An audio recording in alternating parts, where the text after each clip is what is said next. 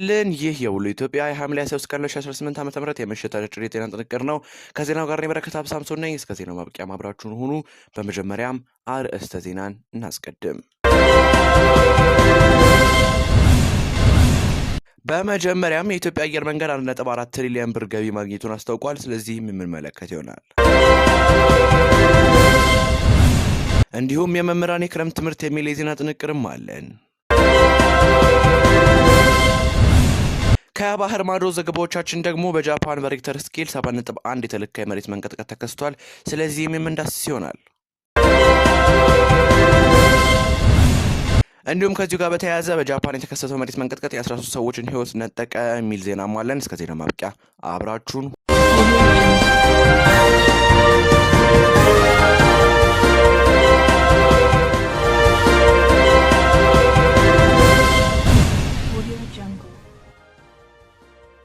በመጀመሪያም የኢትዮጵያ አየር መንገድ 1.4 ትሪሊዮን ብር ገቢ ማግኘቱን አስታውቋል። የኢትዮጵያ አየር መንገድ ግሩፕ ዛሬ ሐምሌ 22 ወይም ትላንትና በ2018 ዓ.ም በሰጠው ጋዜጣዊ መግለጫ በበጀት ዓመቱ 1.4 ትሪሊዮን ብር ገቢ ማግኘቱን አስታውቋል።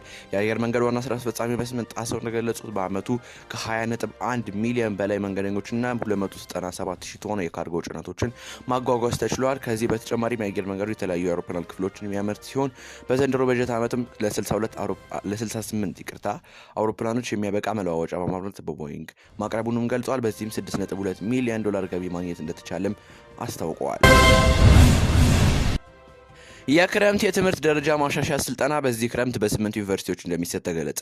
የትምህርት ሚኒስቴር ባለፉት ዓመታት ተቋርጦ የነበረውን የመምህራን የክረምት ትምህርት ደረጃ ማሻሻያ ስልጠና በዚህ ክረምት በ8 ዩኒቨርሲቲዎች እንደሚሰጥም ገልጸዋል። በማስተማር ስራ ላይ ያሉ መምህራን ከዲፕሎማ ወደ መጀመሪያ ዲግሪ ትምህርት ደረጃ ማሻሻያ ስልጠና ለመጀመሪያ በርካታ የቅድመ ዝግጅት ስራዎች ሲሰራ መቆየቱን የገለጸው ሚኒስቴሩ መስሪያ ቤቱ የቅድመ ዝግጅት ስራውን ማጠናቀቁን አስታውቋል። በዚህም ከአዲሱ ስርዓተ ትምህርት ጋር የተናበበ የስልጠና ማዕቀፍ ፕሮግራሙን ለመምራት የሚያስችሉ የትግበራ ሰነዶችና የሰልጣኝ መምህራን ምልመላ መረጣና ምደባ መከናወኑን ጠቅሰዋል።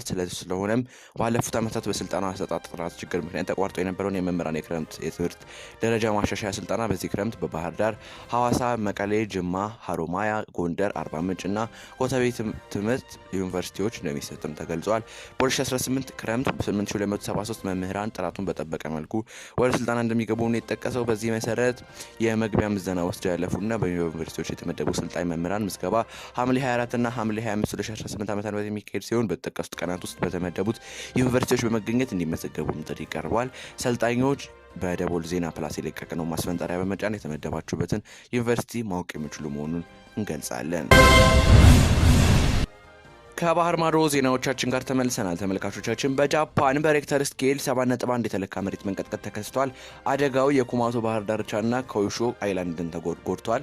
የጃፓን ሜትሮሎጂ ኤጀንሲ ጄኤምኤ ኩማሞቶ፣ ናካሳኪ፣ ሳጋ፣ ኦይታ፣ ካጎሺማ እና ሚያዛኪ ከተሞች በጥንቃቄ እንዲደረግም አሳስበዋል። የጃፓን ጠቅላይ ሚኒስትር ጽሕፈት ቤት ነዋሪዎችን አደጋ ከተገጠመባቸው አካባቢዎች የማውጣት ስራ እንዲሰራ ትዕዛዝ ማስተላለፉን አስታውቋል። ዘገባው የነበረው የዘ ኢንዲፔንደንትና አውትሉክ ነው። ከዛው ጋር በተያያዘ ደግሞ በጃፓን የተከሰተው መሬት መንቀጥቀጥ የ13 ሰዎችን ሕይወት ነጥቋል። ከ100 በላይ ሰዎች በአደጋው የተጎዱ ሲሆን የጠፉትን የማፈላለግ ስራ እየተሰራ ነው ተብሏል። ከ170 በላይ ፍንዳታዎች መከሰታቸውን አደጋው ከባድ መሆኑንም ያሳየ ነው ተብሏል። መንግስት ከ300,000 በላይ ዜጎቹን በአካባቢው ለማዛወር ስራ መጀመሩንም አስታውቋል። ዘገባው የቢቢሲ ነው። ተመልካቾቻችን ለዛሬ ያዝናቸው ልዩ የውሎ ኢትዮጵያ ሐምሌ 23 ቀን 2018 ዓ.ም የምሽት አጫጭር ዜና ጥንቅሬን ይመስል ነበር። ከዜናው ጋር በረከት ሳምሶን ነበርኩኝ። የደቦል ዜና ፕላስ የቴሌግራም ቻናልን በመቀላቀል ሰፊ ዜና ጥንቅር ያገኙ እንላለን። በሌሎች ዜናዎች እስከምንገናኝ ሰላም።